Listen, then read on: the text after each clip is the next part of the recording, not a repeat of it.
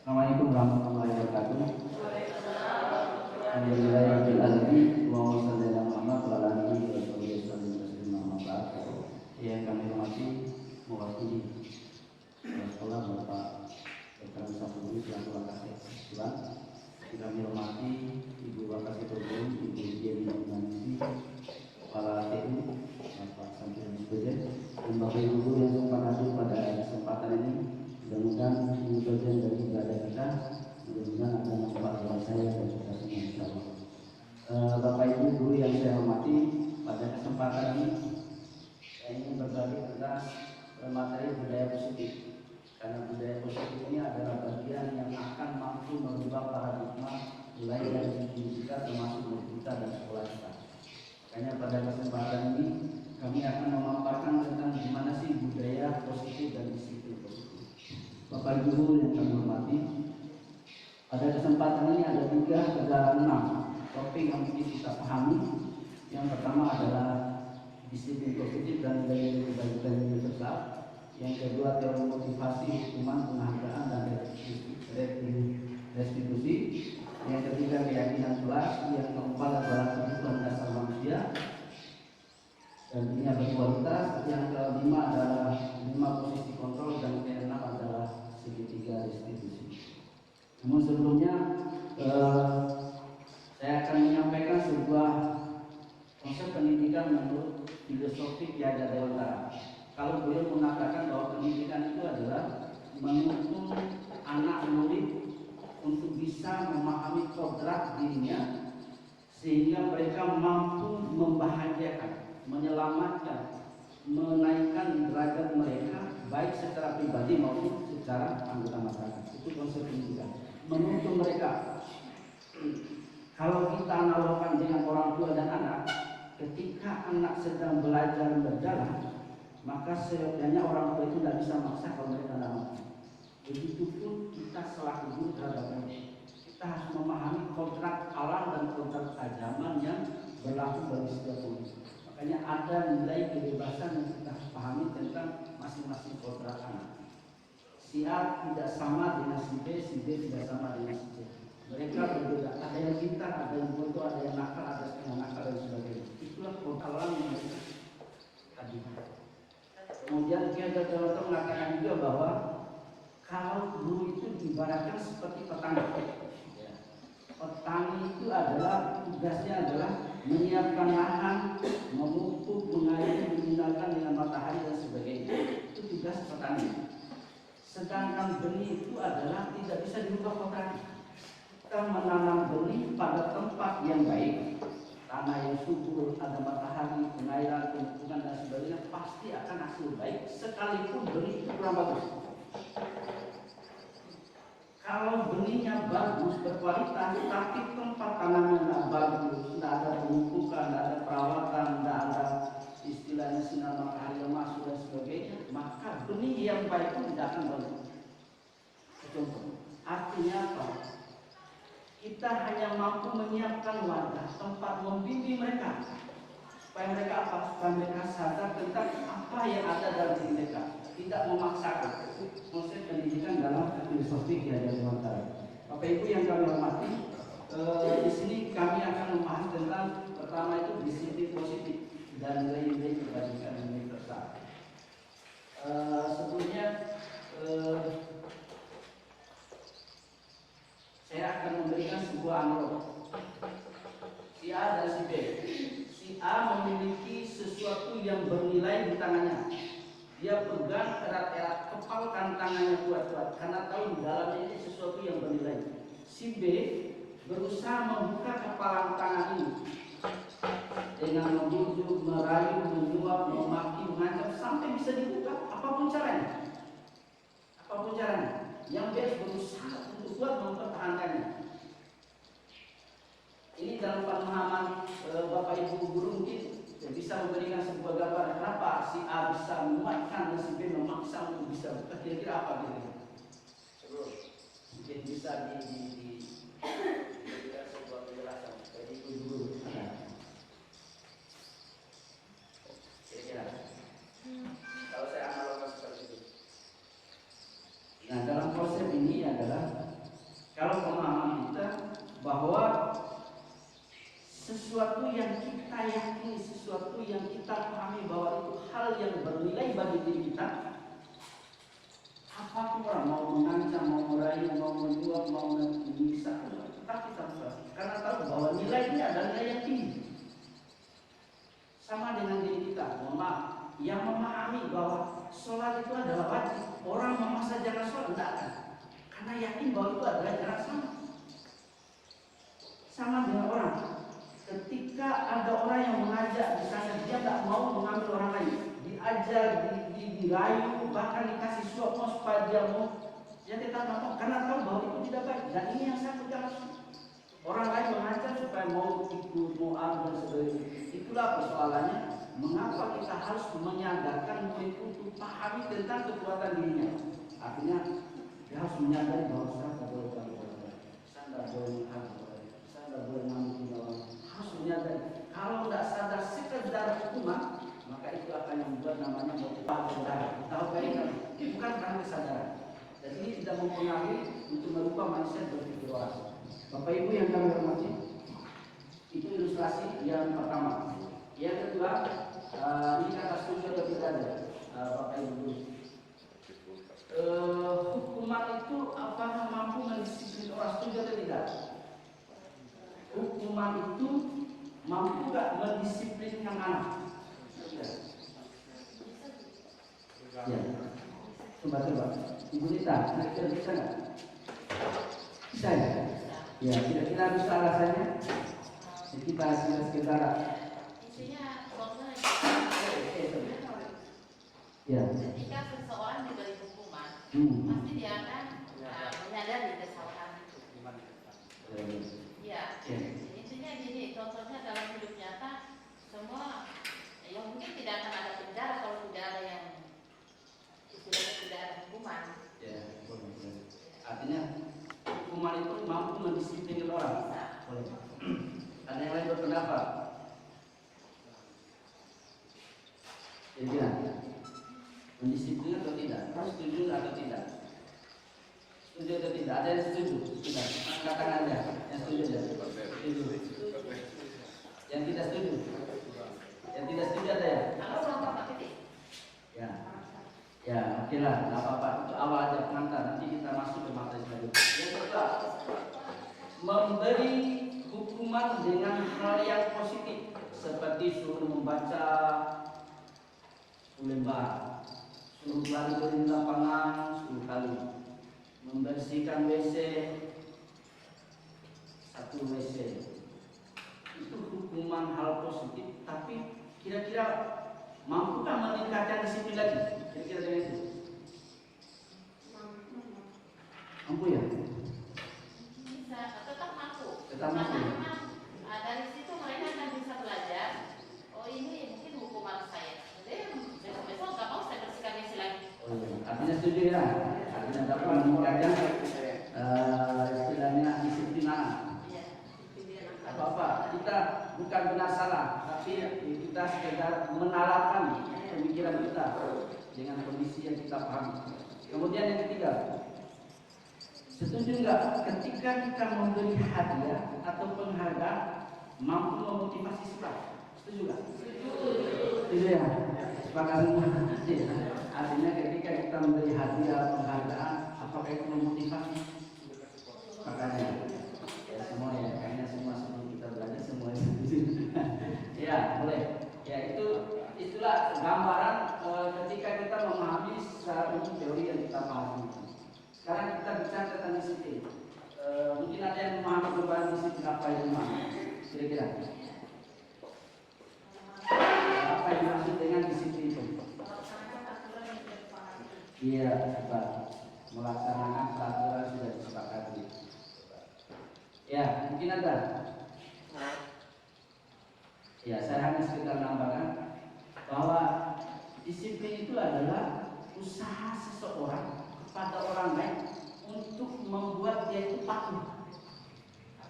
Usaha seseorang kepada orang lain untuk membuat dia itu patuh pada sebuah aturan. Itu namanya disiplin. Saya kadang-kadang kadang-kadang di situ itu ya kan kayak tadi kita memaksa juga. Ketika aturan dilanggar, ya kita harus memberikan sanksi, hukuman dan sebagainya. Itu bagian dari disiplin. Makanya dalam disiplin positif itu nilai yang kita kembangkan adalah membangun kesadaran diri dari setiap jiwa, setiap anak supaya mereka paham tentang nilai apa yang mesti mereka harus kembangkan. Nah di sini ada nilai-nilai kebajikan universal. Nilai-nilai kebajikan universal ini adalah sifat-sifat yang berlaku bagi setiap orang yang ingin diraih, yang itu tidak bisa dibatasi oleh agama, ras, suku, latar belakang dan semua, tidak ada. Karena berlaku secara universal. Sebagai contoh, siapa yang dapat dihargai orang lain? Agama manapun, suku manapun, semua sepakat. Kita menghormati orang lain, menghargai orang lain, rasa peduli, rasa empati itu kebajikan secara berlaku secara universal tanpa dibatasi sebuah ras, agama, suku, latar belakang dan sebagainya. Dan nilai kebajikan itulah yang ingin kita kembangkan, yang kita ingin bangun dalam masing-masing diri siswa. Saling menghormati, menghargai, teman, empati, peduli, rasa tanggung jawab dan sebagainya. Dan itu yang ingin kita kembangkan. Nah ini adalah kata itu.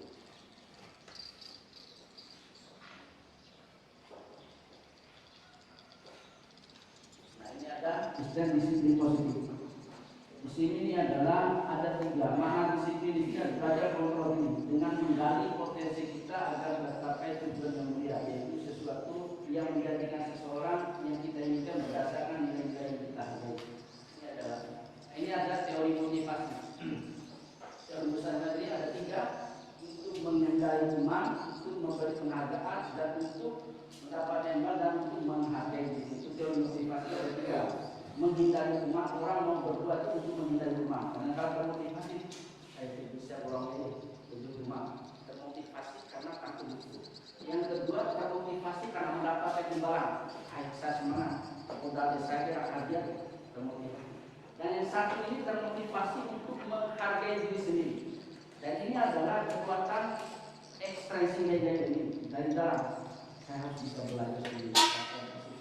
Saya tidak boleh hanya mengganggu orang. Semua muncul dari pribadi diri, bukan karena orang luar atau bukan dari luar, bukan karena diberi penghargaan, bukan karena takut cuma. Kadang-kala orang yang diberi penghargaan, kalau tidak ada penghargaan semangat, tidak kreatif. Kadang-kala ketika tidak dihargai, mereka marah. Kadang-kala tidak dikasih dan sebagainya. Sehingga namanya hukuman itu kadang-kala berdampak negatif juga, walaupun ada kebaikan-kebaikan. Kemudian ada yang namanya di sini ada 5 posisi kontrol. 5 posisi kontrol itu terdiri dari penghukum. Ada guru sebagai penghukum, ada guru sebagai merasa pembuat merasa bersalah, ada guru sebagai teman, ada guru sebagai memantau, dan terakhir 5 itu adalah sebagai manajer. 5 posisi kontrol. Dan terakhir nanti adalah segitiga restriksi. Dalam segitiga restriksi ada 3. Menstabilkan identitas, yang kedua validasi kebutuhan, yang ketiga adalah menanyakan keyakinan. Nanti satu-satu saya akan mencoba memberikan gambaran secara wajib. Kemudian yang 5 kebutuhan dasar manusia. Ada 5 itu adalah pertama survive, supaya dia bisa bertahan hidup. Kemudian ada penguasaan, ada kasih sayang dan rasa terima, kesenangan dan kebebasan. Kebutuhan dasar manusia. Ini sudah tadi sesuatu yang akan mendapatkan kepatuhan. Ini nilai kebajikan berlaku tanpa membatasi lintas bahasa, suku, agama, dan ras kita. Itu nilai yang bersifat universal. Nah, kalau kita di guru penggerak, nilai kebajikan yang ditekankan pada murid itu ada 6. Ada istilahnya profil pelajar Pancasila. Profil pelajar Pancasila itu yang bagaimana sih? Pertama, beriman dan takwa kepada Allah Subhanahu wa taala dan Islam, kemudian berakhlak bersatu. Yang kedua adalah mandiri, kemudian ketiga bernalar etis, yang keempat berkebinekaan global, yang kelima adalah gotong royong, keenam kreatif. 6 profil pelajar Pancasila yang harus dimunculkan pada yang kurikulum Merdeka Belajar atau pada kita yang berbeda. Ada 6. Ini berkenalan kritis, berpendidikan global, bergotong dan kreatif. Nah, ini adalah teori motivasi perilaku manusia. Nyaman terkuman, ini adalah motivasi internal seperti yang saya sampaikan tadi. Kalau motivasi eksternal itu adalah motivasi yang tumbuh dari luar karena sebab kuat, karena ingin berharga, karena ingin tahu di YouTube, ya karena ingin dipuji. Itu semua dari luar. Ketika tidak dipuji belajar, ketika tidak diberi penghargaan belajar, ketika tidak dihukum belajar, semua itu akan mudah lewat ketika kita menjadi hal yang berdasar itu. Makanya motivasi intrinsik itu adalah sesuatu yang sangat kita tekankan. Makanya kenapa dari dulu berat? Karena nakalnya anak itu sebenarnya boleh jadi ada beberapa kebutuhan yang tidak terpenuhi. Contoh, tadi juga kebutuhan dasar, survive, itu bertahan dulu. Kalau orang sudah lapar, susah ngatur. Kita harus paham. Jangan enak makan ngatur, jangan. Orang itu lapar. Orang kalau di rumahnya tidak ada rasa kasih sayang betul, mengenai kebal dia, mengenai dewa ini, amin. Makanya jadi berat. Makanya istilah merdeka itu adalah bukan kalau dalam kehidupan itu bukan katakan kita bukan bebas dari cerita orang lain, tapi kita bebas untuk mengatur diri kita sendiri. Itu merdeka menurut kehidupan. Nah, ini ada dari motivasi. Ini merdeka itu artinya tidak hanya terlepas dari perintah, tapi cukup cakap membuat perintah diri sendiri. Ini penghargaan. Ini ada terakhir itu mengenai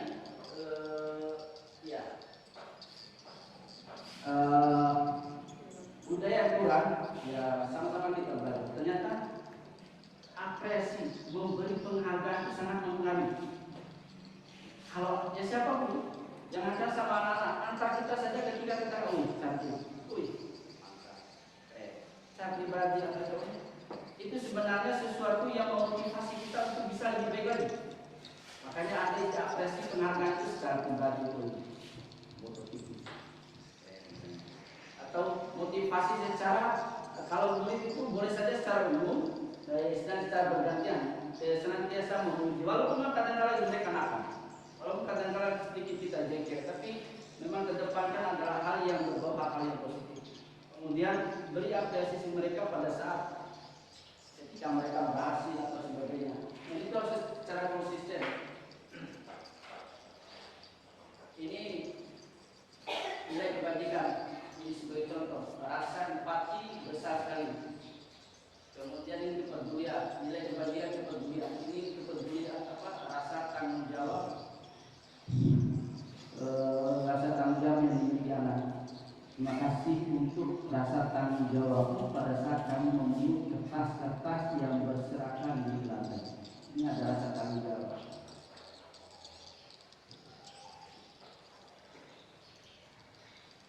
Ya, saya memberikan sebuah gambaran tentang hukuman dan konsekuensi. Kalau hukuman itu adalah sesuatu yang kadang-kadang bisa menyakitkan orang. Bisa menyakitkan orang, kadang-kadang membuat orang juga akan dendam, akan benci, akan menambah sebuah kesangan baru. Kalau konsekuensi itu adalah sesuatu yang dilakukan ya karena sebab yang ada. Artinya rambutnya kan memang harus bukannya seperti itu. Makanya sebuah ilustrasi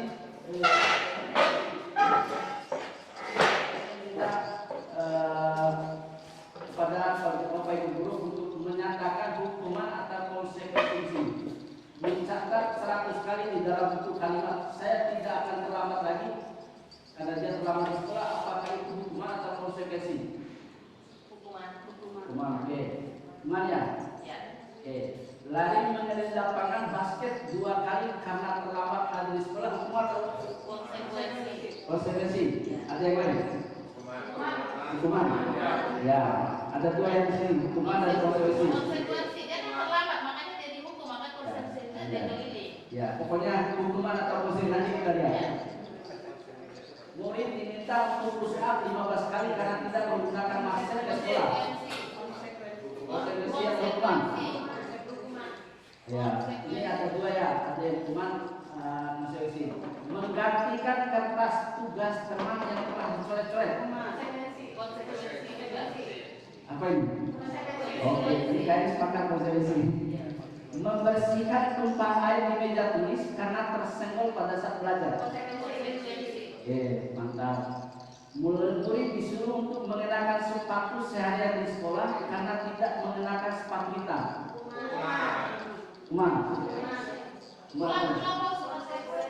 Murid disuruh untuk mengenakan sepatu seharian di sekolah karena tidak mengenakan sepatu hitam. Hukuman ya, oke. Yang terakhir, lari mengelilingi lapangan basket 2 kali karena terlambat 10 menit untuk pelajaran PJOK. Hukuman ya? Ya, oke. Ingat-ingat jawabannya dari di bawah. Oh ya. Ya, ini masalah ya tapi kan. Siapa yang merasa salah banyak atau salah sedikit?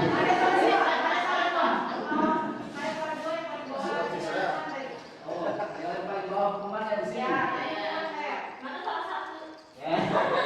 Oh, hebat. Kayaknya susah-susah. Tapi yang mudah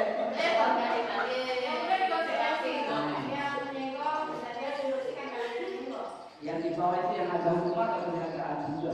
Tapi banyak hukuman tadi kayaknya. Ini dikatakan konsekuensi karena dia jam orang. Yang salah loh, Pak.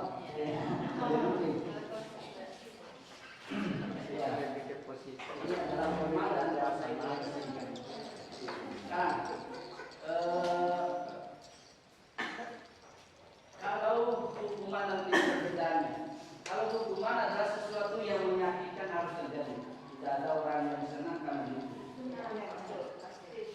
Kalau konsekuensi sesuatu harus terjadi, saya kerjakan gelas ya nanti gelas. Saya tumpahkan air pasti.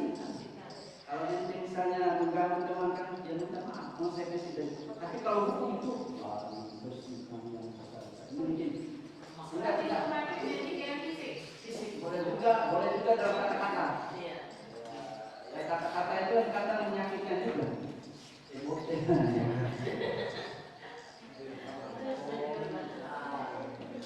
Kalau ini yang terakhir marah pasti, rasa bersalah, dipermalukan, merasa tak dihargai. Kadang-kala anak itu merasa tak dihargai.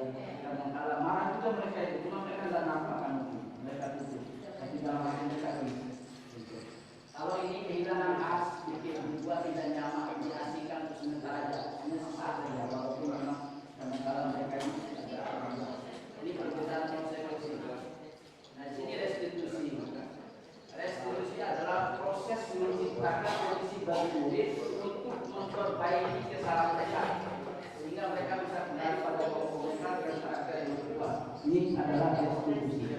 Restitusi ini adalah sebuah proses kolaboratif yang mengajarkan murid untuk mencari solusi dari sebuah persoalan. Nanti terakhirnya ada istilahnya segitiga restitusi. Segitiga restitusi ada 3, menstabilkan identitas, validasi kebutuhan, dan menanyakan keyakinan. Artinya ini guru BP yang sebenarnya bagus memahami ini, karena begitulah cara menangani persoalan pada murid.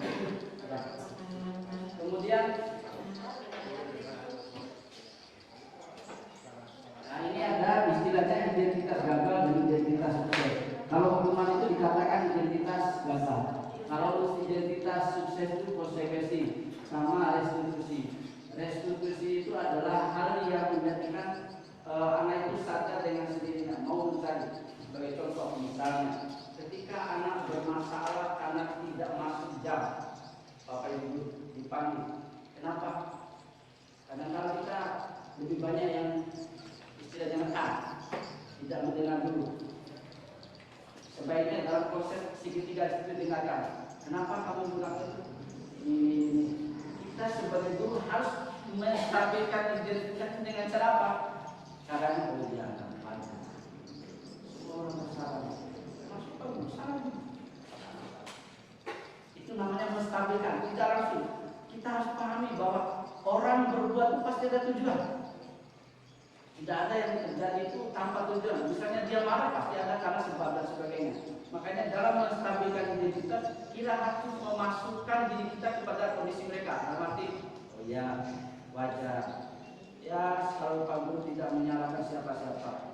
Semua punya masalah, semua bisa diselesaikan. Prinsipnya mari kita selesaikan. Oh iya. Menurut kemudian nanti masuk pada menanyakan kayaknya terakhir, tapi pada saat nanti istilahnya ada yang namanya restitusi. Restitusi itu bukan untuk menebus kesalahan, namun untuk belajar dari kesalahan, memperbaiki hubungan. Tawaran bukan paksaan. Kalau rumah itu paksaan, kalau restitusi adalah tawaran. Restitusi menuntut untuk melihat diri ke dalam. Artinya rada karena ada maaf, maka bicara karena kesadaran itu bukan dipaksa. Makanya mesti melihat ke dalam diri, mencari kebutuhan dasar yang mendasari tindakannya. Cara yang paling baik fokus pada solusi dan mengembalikan kulit yang berbuat salah pada korbannya. Ya, artinya apa? Antara yang bersalah dengan yang berbuat dengan yang korban tidak merasa ada perbedaan. Dan kalau ada di antara kita, mungkin bukan kita, ada kesalahan anak, kita kadang-kadang kamu keluar, tidak usah masuk, tidak usah ikuti. Setelah saya atau kamu tunggu di belakang. Itu sebenarnya membuat mereka itu menambah hal yang kurang bagus. Artinya mereka kita keluarkan dari kondisi yang sebenarnya kurang bagus. Tapi kalau restitusi mengembalikan mereka pada kelompoknya dengan karakter itu. Misi ini. Ya, siap. Mau bertanya? Ya, siap. Lanjut. Ya, Assalamualaikum warahmatullahi wabarakatuh. Waalaikumsalam warahmatullahi Terkait keadaan ketika kita sudah masuk kelas dengan semangat, sementara anak tidak bersemangat. Ya. Kita sudah berkali-kali menawarkan ini, memberikan inspirasi dan sebagainya. Sudah habis sudah. Ya, anak-anak masih tidur aja. Dan terpaksa waktu itu saya tawarkan kepada anak, biarkan Pak Guru aja yang keluar daripada Pak Guru harus menunggu kalian tiduran saja di sini. Ya. Itu aja. Assalamualaikum warahmatullahi wabarakatuh. Terima kasih. Kita berbagi pengalaman apa? Sama-sama istilahnya berbagi itu tidak ada lagi. Ya sekedar kita memahami aja konsep ini. Kalau saya mengatakan bahwa kembali kepada konsep yang pertama bahwa memang tugas kita itu harus memahami kondisi anak. Yang pertama harus memahami kondisi dan karakter anak. Kondisi kita kadang-kadang banyak hal yang membuat kita kadang tidak sabar. Banyak hal yang di luar dari logika akal kita.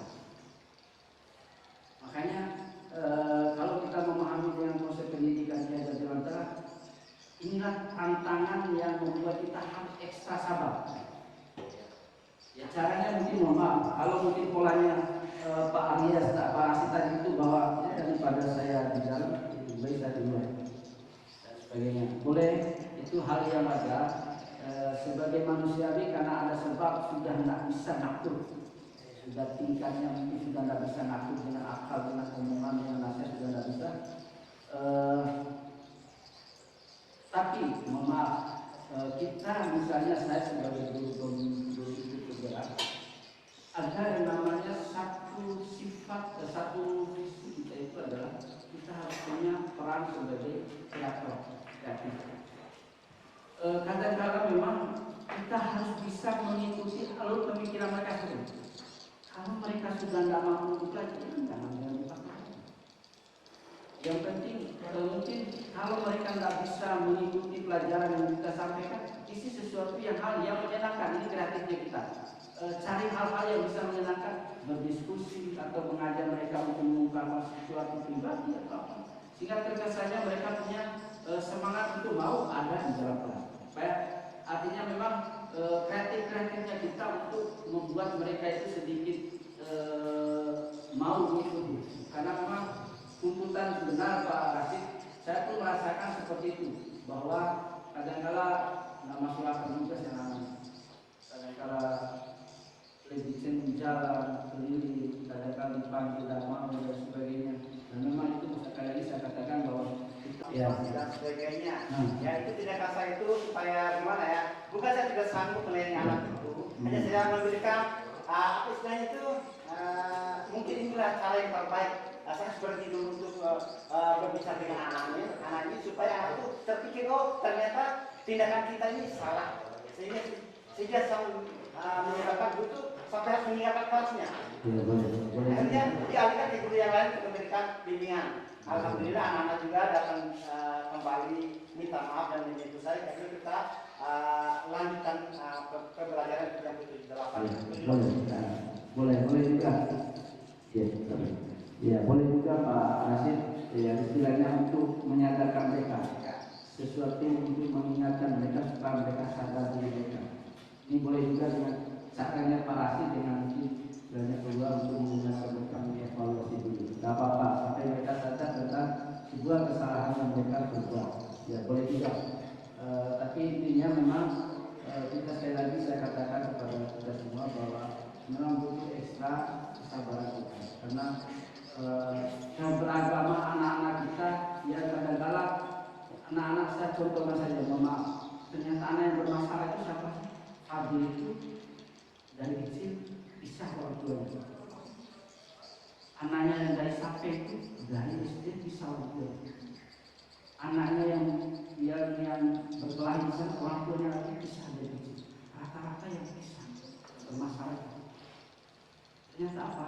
Kebutuhan dasar kasih sayang. Sudah kasih sayang tidak ada, ekonomi sudah kadang-kadang ya. Kemudian rasa senangnya tidak ada, hidupnya susah pun.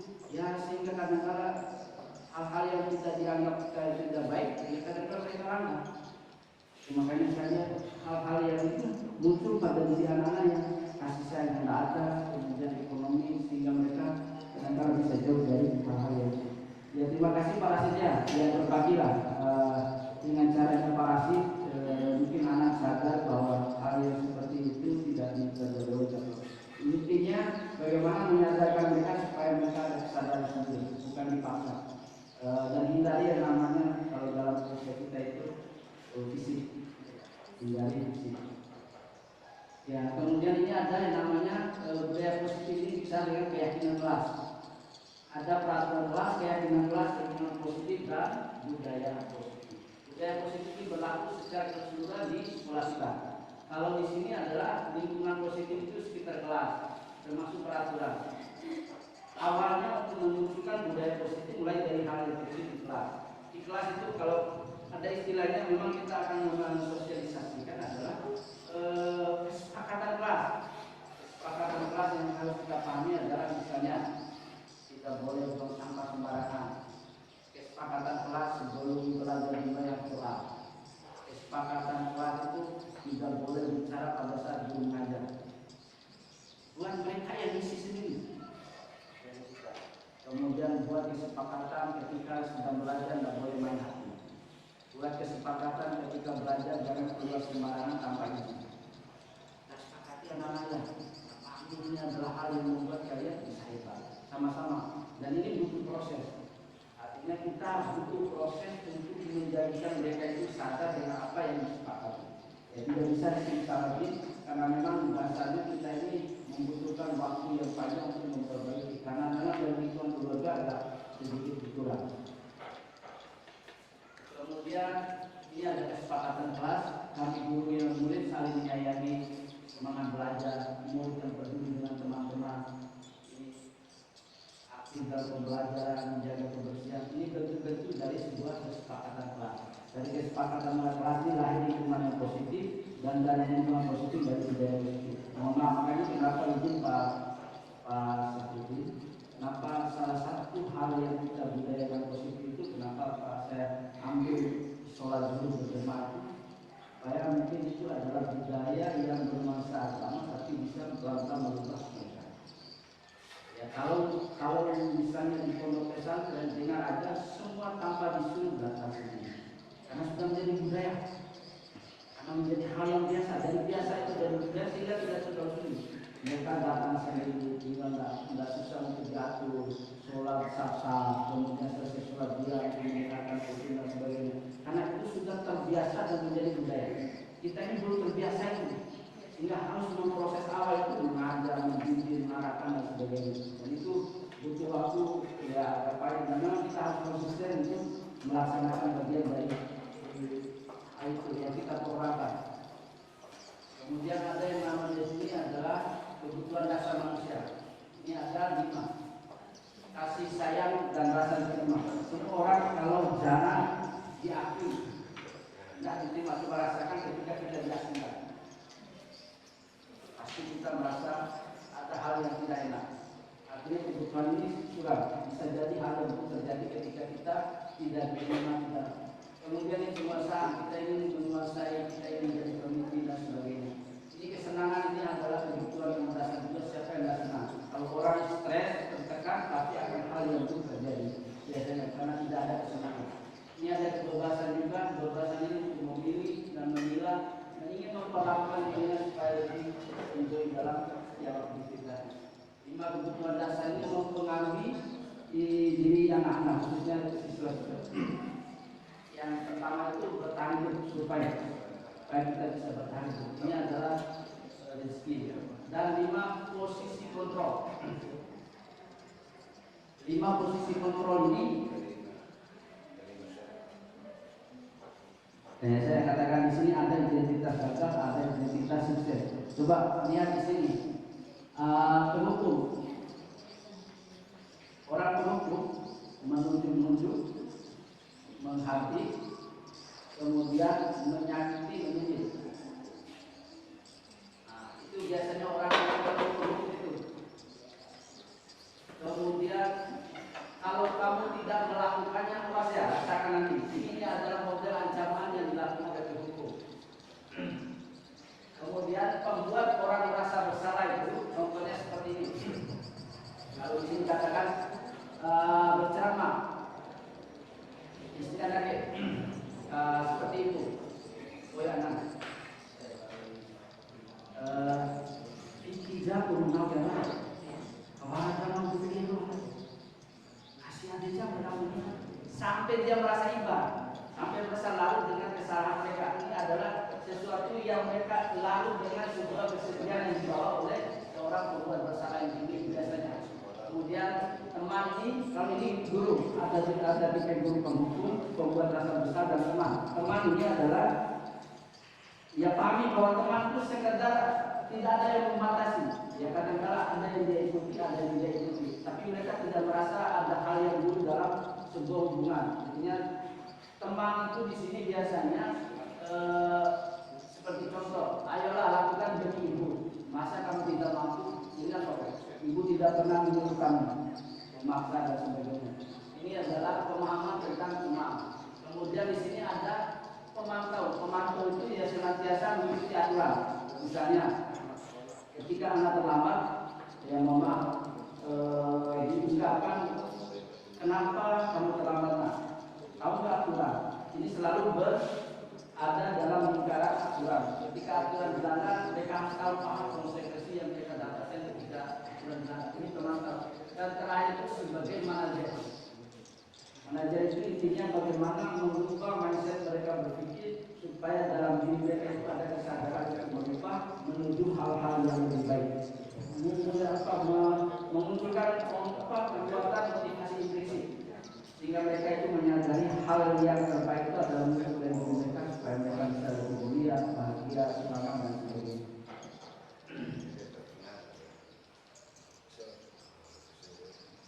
Ini adalah sebuah pernyataan yang berkaitan dengan sebagai 5 posisi kontrol. Jadi saya kecewa sekali dengan kamu. Ini adalah sebagai apa? Ini ada 5 nih. Ada penghukum, pembuat orang bersalah, ada teman, ada pemantau, dan manajer.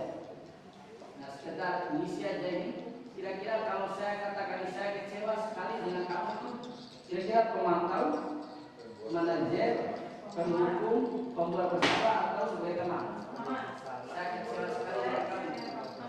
Teman. Kamu tidak pernah benar melakukannya. Ini manajer ya apa? Kamu tidak pernah benar melakukannya.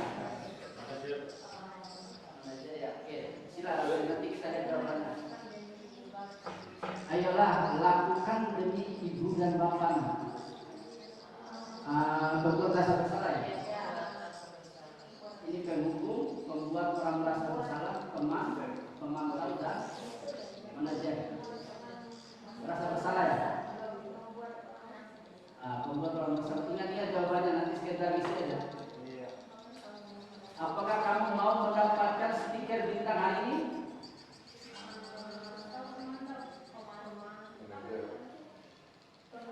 Ingat jawabannya nanti kita cek. Manajer Pak Yasir. Apakah kamu mau mendapatkan stiker bintang hari ini? Bagaimana kamu bisa menyelesaikan masalah ini? Manajer Pak Yasir. Apa lagi yang lain? Ingat Pak Yasir jawabannya. Apa nanti kita lihat? Memantau pasar. Kamu selalu yang paling terakhir. Iya, pemantau. Kawaran jangan pasar. Iya, ingat jawabannya. Saya ingin lihat yang mendekati benar banyak itu siapa nanti. Ingat dulu. Saya kecewa sekali dengan kamu, teman. Ya, ingat aja. Kamu tidak benar-benar melakukannya, tidak pernah benar melakukannya.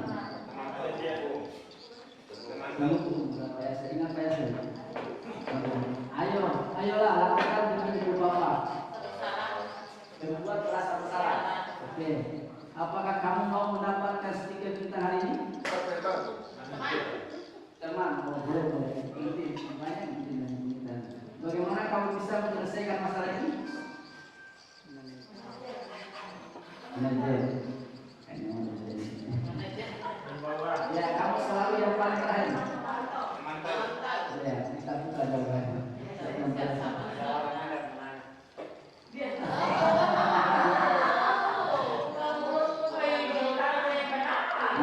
Saya kecewa sekali dengan kamu merasa bersalah. Kamu tidak pernah benar melakukannya. Ini begitu. Ya, saya kayaknya benar yang kedua ini. Ayolah lakukan demi ibu bapak. Kemudian, apakah kamu mau mendapatkan stiker bintang hari ini pemantau? Kemudian, bagaimana kamu bisa menyelesaikan masalah manajernya? Ya, kalau manajer itu mampu menyelesaikan solusinya, mencari solusinya. Dan terakhir, kamu selalu yang paling terakhir. Ya, itu istilahnya penghubung. Kalau penghubung itu selalu menyebutkan, tidak pernah ada kata-kata yang baik. Di sini ada dua ya. Kamu tidak pernah melakukannya, kamu selalu yang paling terakhir. Yang terakhir ini adalah segitiga restitusi. Segitiga restitusi ini adalah segitiga yang cara kita dalam menangani sebuah hal. Yang pertama menstabilkan integritas, validasi kebutuhan dan menanyakan keyakinan. Ini contoh menstabilkan integritas. Guru berkata berbuat salah itu hal yang manusiawi. Tidak ada manusia yang sempurna. Bapak Ibu juga buat salah. Kita pasti bisa menyelesaikan permasalahan. Bapak Ibu tidak tertarik untuk mencari tahu siapa yang benar, siapa yang salah. Bapak Ibu lebih tertarik untuk menyelesaikan masalah. Kalau kamu menyalahkan diri sendiri itu, apa kamu tidak bersikap baik pada diri? Nah, ini adalah istilahnya hal-hal yang menyatakan tidak menyalahkan. Ya, berbuat salah itu manusiawi, tidak ada manusia yang sempurna. Bapak Ibu juga buat salah, kita pasti menyelesaikan. Itu menstabilkan emosi. Ya, kalau itu dilakukan langsung. Nah, yang kedua itu validasi kebutuhan. Ini guru berkata, kamu bisa saja akan melakukan hal yang lebih buruk daripada yang ini, daripada apa yang kamu lakukan ini. Kamu pasti punya alasan kenapa kamu melakukan ini. Sekalipun hal yang tidak bagus, pasti punya alasan melakukannya. Kemudian apa yang terjadi bagi kamu? Kamu boleh tetap berusaha menjaga sikap itu, tapi tambahkan sikap-sikap yang baik lagi. Dan maukah kamu belajar cara lain untuk mendapatkan yang kamu butuhkan tanpa harus menunggu. Kemudian yang terakhir, apa kamu bisa melakukan dengan lebih baik besok lagi. Ini adalah memvalidasi sikap yang terakhir dan menanyakan keyakinan. Guru berkata, apa jika kita percaya sesuatu sepakat, misalnya kita sudah sepakat menghargai. Kalau kamu yakin, ya kalau nggak saya yakin, ya pasti akan bersama-sama kalau bersalah. Kemudian nilai-nilai lebih besar kita sepakati kelas yang tidak kamu ingin jadi anak seperti apa, dan apa yang kamu rasakan ini adalah untuk mencarikan solusi dari setiap persoalan. Makanya diskusi itu adalah mencarikan solusi dari sebuah persoalan supaya anak-anak itu bisa menunjukkan satu keyakinan positif dalam diri kita. Bapak Ibu Guru, mungkin ini saja yang bisa saya sampaikan. Mohon maaf dan mengambil waktu, mudah-mudahan ada manfaatnya kita berbagi. Saya ingatkan kalau ada salah saya juga tidak apa-apa, tidak ada batas ilmu dan sebagainya. Ingatkan saya ingatkan mudah-mudahan ada manfaat bagi kita. Itu saja Pak Guru, terima kasih atas perhatiannya. Wabillahi taufiq wal hidayah. Assalamualaikum warahmatullahi wabarakatuh.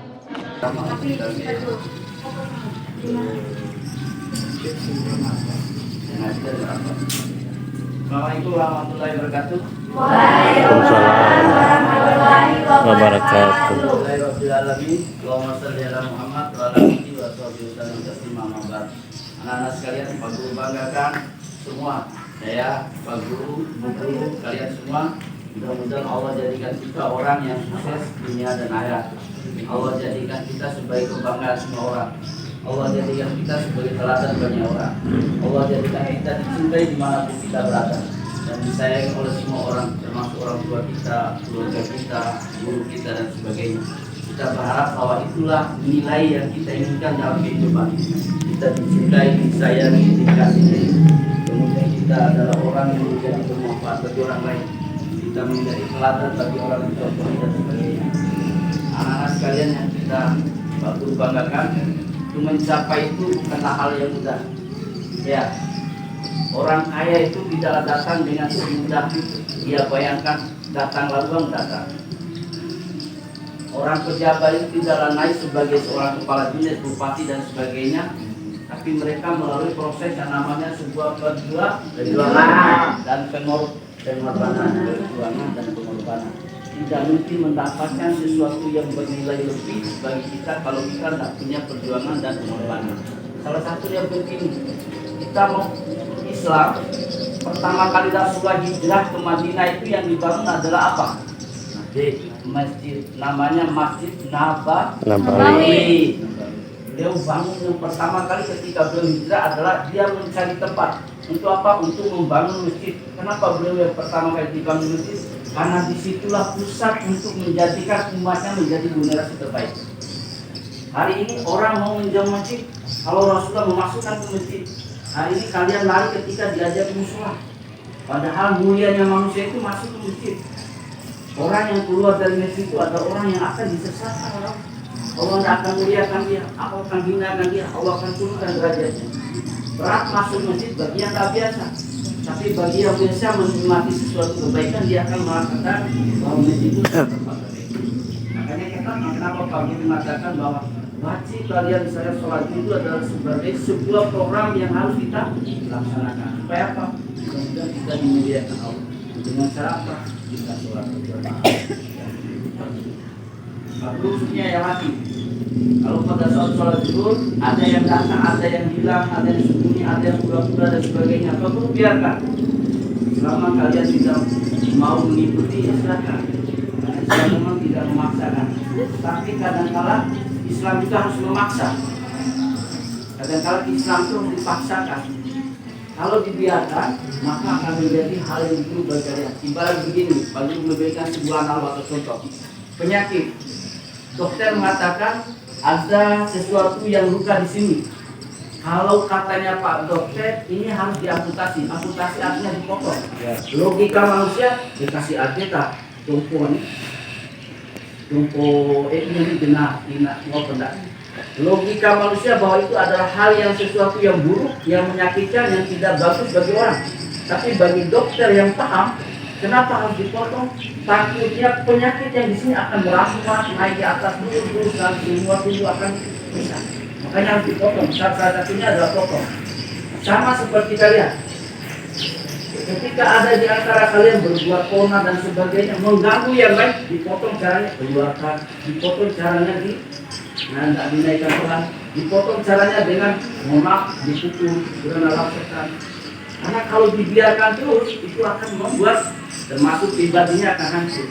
Cuma lagi sadar istilahnya jihad dalam hal agama ini waktu ada secara fisik, tapi nanti baru saatnya kalian akan memahami. Anak-anak sekalian kalau banggakan, Pak Guru mungkin pernah kisahkan di antara kalian yang laki yang pernah sholat dulu. Kita bicara tentang iman ini.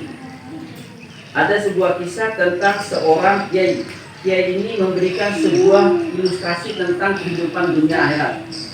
Kiai ini memiliki sebuah pengangkat kata yang mengatakan bahwa dunia itu adalah gelap, akhirat itu terang. Didengar oleh para jemaah agak sedikit janggal. Kenapa Kiai mengatakan dunia itu gelap, akhirat terang? Padahal yang dia bayangkan dunia itu terang, ada matahari, ada sinar bulan, ada listrik, ada lain-lain, sehingga kita bisa melihat jelas keadaan dunia. Sedangkan akhirat itu gelap. Apa yang gelap?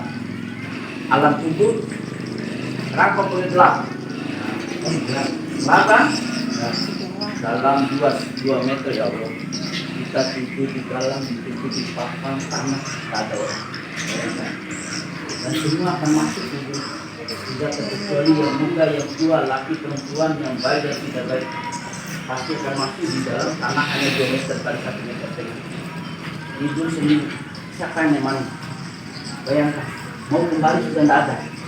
Ya, kan? Logika orang mengatakan bahwa kok bisa dikatakan akhirat itu terang, padahal itu gelap. Apalagi akhirat nanti. Nah, sekali waktu dia ini mengatakan bahwa saya ajak kalian ke sebuah tempat yang namanya gua. Gua itu di dalamnya gelap dan hanya berisi kerikil-kerikil tajam. Kalian boleh ngambil, kalian boleh tidak ngambil, katanya Kiai. Kalian masuk satu persatu. Nanti terakhirnya kita ketemu di ujung gua. Nanti di ujung gua kita akan melihat apa yang kalian dapatkan. Akhirnya masuklah pemuda pertama. Pemuda pertama ini mengatakan bahwa kareke kok ada dua lagi. Ya, kareke juga pendataan kemudian juga kareke kalau ayo kita lihat tadi dua. Hanya dia tidak ambil sedikit pun. Dia berpikir apa nilainya kareke. Kemudian masuk pemuda yang kedua. Masuk pemuda kedua berpikir hanya kareke. Kalau kalian mau ngambil silakan, kalau tidak dipaksakan. Hanya masuk yang kedua. Anda siap? Jadi aja sepuluh baca kedua. Antara jadi pemimpin barat sama empat. Hanya diambil stoik. Kalau kena juga tujuh. Ya sudah. Masuk pemuda yang ketiga. Masuk pemuda yang ketiga. Aku yakin ya. Kalau apa yang dikatakan dia itu benar, pasti dari itu punya nilai terbaik. Makanya diambil banyak. Masukkan ke kantung, masukkan bawa di tangan, kadang di tas sedikit.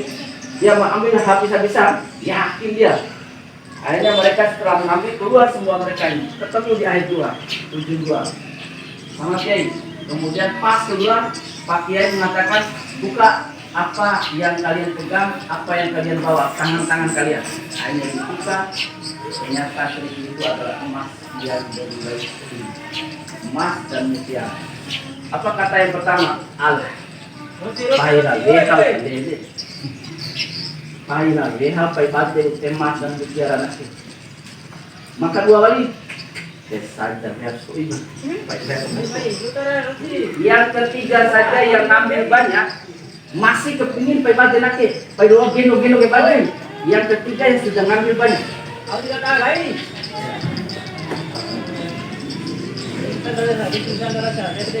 Akhirnya apa yang dijelaskan Pak Kiai?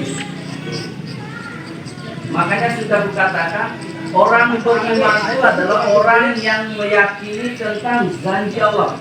Janji Allah itu masih hari ini adalah gaib.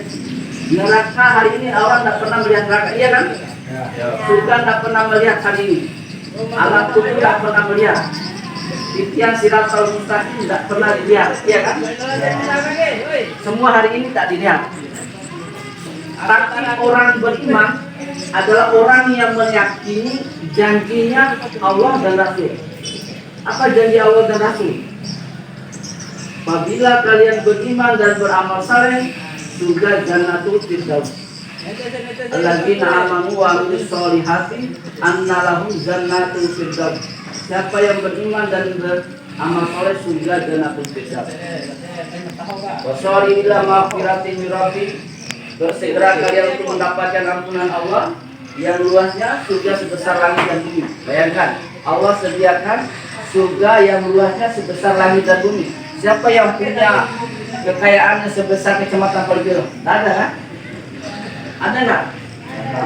Yang punya kekayaan sekecamatan, bukan sekabupaten ini, sekecamatan Bilo? Tidak ada kan? Apalagi satu dunia.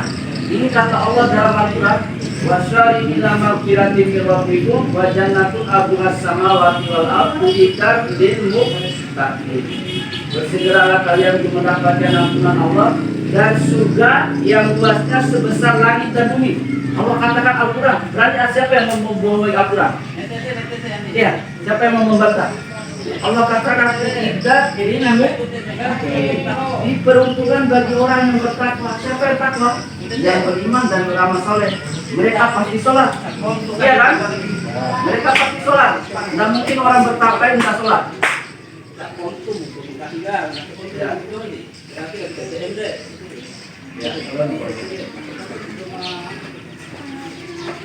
Jadi tadi itu dikatakan orang bertakwa. Bertakwa itu pasti dia sholat. Mustahil orang takwa itu tidak sholat. Iya. Iya kan? Orang takwa itu pasti puasa. Mustahil orang bertakwa tidak puasa. Iya.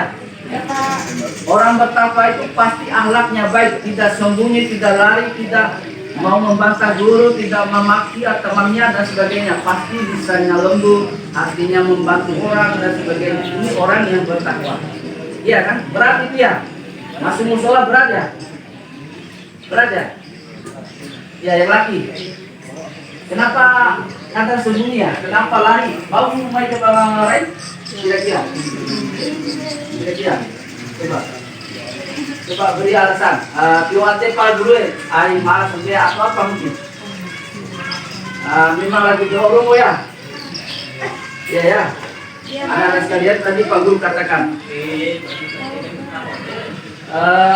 Tadi Pak Kiai mengatakan silakan kalian ambil kerikil, mau ambil mau tidak silakan. Rasul mengatakan silakan kalian pegang Islam, kalau kalian tidak mau silakan, kalau tidak mau silakan. Tapi resikonya kalian nanti, kalau nanti kalian akan mati, kalian akan diperlihatkan tentang amal kalian. Kematian berapa kali? Kalian bisa balik nggak? Nah, tidak ada ya. Dalam Al-Quran itu dikatakan orang-orang yang kafir, orang-orang yang berdosa itu minta kepada Allah mau kembali ke bumi itu hanya 1 detik. Mau minta kembali. Ya ayyuhalladzina amanu la tulhikum amwalukum wala auladukum an dzikrillah. Wa may pengantar ini mudah-mudahan ketemu insyaallah. Allah beri umur panjang kita ketemu, kita saling diskusi, mungkin bisa agak sedikit waktu karena ini mungkin tadi tersita dengan surah Yasin sehingga dapat perlu panjang. Nanti salah satu nanti kita bisa berdiskusi atau saling berbagi dan sebagainya. Semoga ada manfaatnya. Mohon maaf Pak Guru sudah ambil waktu banyak dari pelajaran. Sekali lagi Pak Guru berdoa semoga Pak Guru, Ibu Guru, kalian semua menjadi anak yang soleh, solehah, hamba Allah yang soleh, solehah. Allah jadikan kita mulia dunia dan akhirat. Amin, amin ya rabbal alamin. Subhanakallahumma wa bihamdika asyhadu an la ilaha illa anta astaghfiruka wa atubu ilaik. Assalamualaikum warahmatullahi wabarakatuh. Waalaikumsalam warahmatullahi wabarakatuh. Warahmatullahi wabarakatuh. Waalaikumsalam warahmatullahi wabarakatuh. Ya, anak-anak sekalian, gimana kabarnya? Baik. Semoga sehat-sehat ya. Ada yang medis bisa hadir, mudah-mudahan mereka hadir besok. Sebelum mulai, Pak Guru akan mengawali dengan doa. Yang memimpin doa ketua kelas siapa kelas? Ya, Puji. Silakan. Sebelum kita belajar, mari kita berdoa. Berdoa mulai.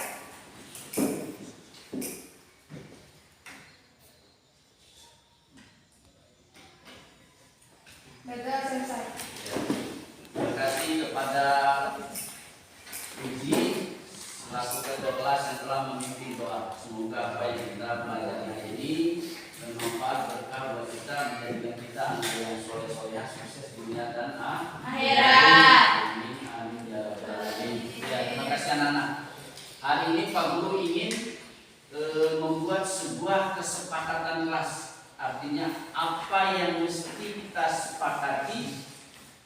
sebagai budaya yang positif untuk kita kembangkan di kelas ini.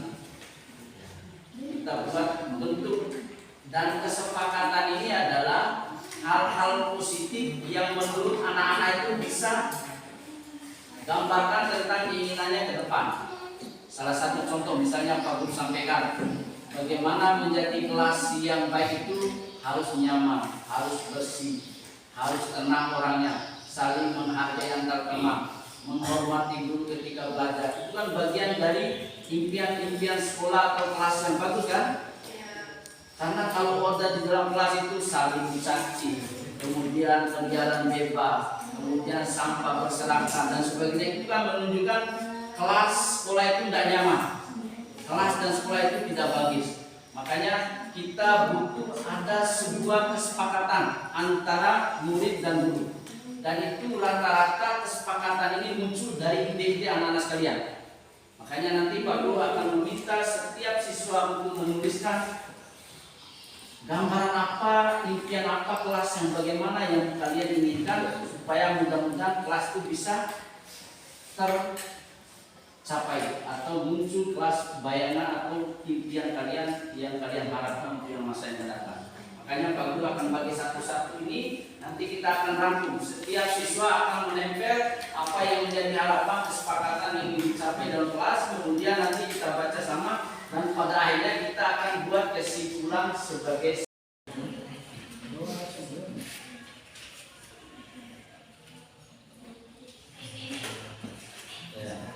Muslimin sudah? Belum. Jadi juga. Ya.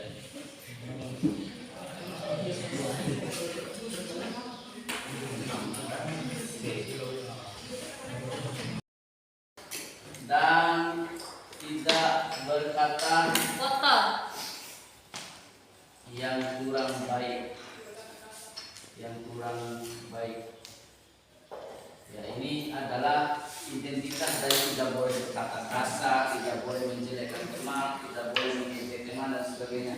Intinya menghormati teman dan tidak berkata yang tidak baik. Kemudian yang kelima adalah menghargai teman yang sedang bicara pada saat pelajaran berlangsung. Oh ya, kita menghargai juga, sama, hampir sama dengan menghormati teman, menghargai juga. Mengerjakan tugas secara mandiri di rumah. Oh ya, Anda tadi itu mengerjakan tugas secara Ya. mandiri di rumah. siapa tadi itu yang di sini Junior. adalah Junior. Junior Iskandar. Mengerjakan Tugas secara mandiri di rumah. tugas secara mandiri di rumah.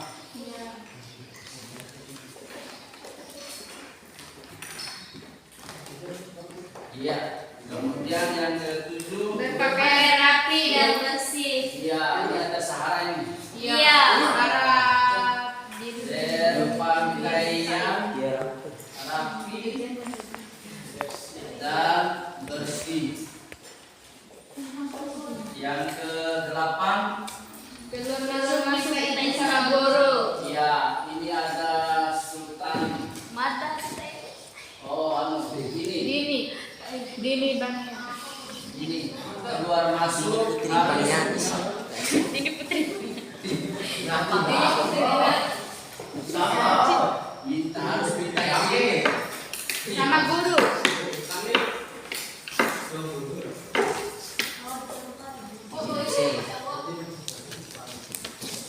iya. Kemudian Nomor 9.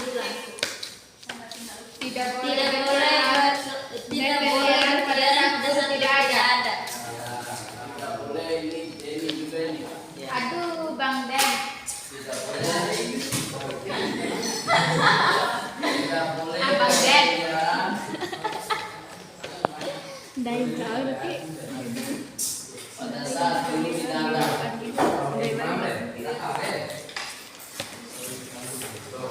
Bang Den. Ya, ada sudah. Dengar anak-anak sekalian, kita sudah menyimpulkan. Kita sudah menyimpulkan beberapa kesepakatan kelas. Yang kita inginkan adalah kalian mau melaksanakan apa yang menjadi harapan kalian, bisa menjadikan kelas ini lebih baik dan lebih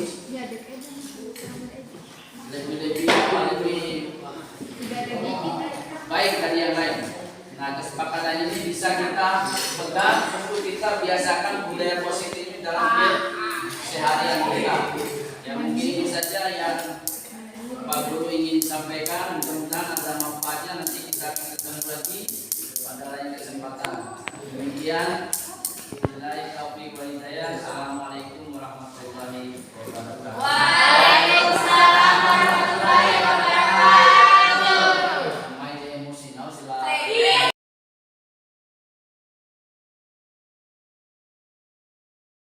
Assalamualaikum Pak, selamat pagi. Waalaikumsalam warahmatullahi wabarakatuh. Selamat pagi, Mimi. Kamu tahu kenapa Pak Guru panggil kamu ke sini? Iya Pak, karena saya melakukan kesalahan tadi waktu praktik Pak. Ini semua orang pasti punya kesalahan, walaupun itu tidak sengaja dilakukan. Termasuk Pak Guru bisa saja berbuat salah, tapi kita harus bisa memperbaikinya dan mau menyadari kesalahan. Kira-kira apa kesalahan ini tadi pada saat melakukan praktek? Saya bermain-main dengan anak kelas sehingga jatuh. Boleh.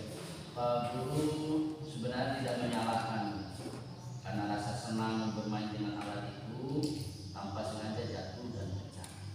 Hanya saja rasa senang itu jangan sampai merusak milik orang lainnya. Iya Pak, saya meminta maaf atas kesalahan saya Pak. Nah, kita kembali pada keyakinan kelas kita. Mimi, tahu keyakinan kelas kita yang kamu pahami? Iya Pak, Kira-kira keyakinan kelas apa yang Mimi ingin tunjukkan? menghormati orang lain dan bertanggung jawab atas kesalahan Pak. Kalau sudah kamu menyadari dan bertanggung jawab, kira-kira jalan keluarnya menurut Mimi apa?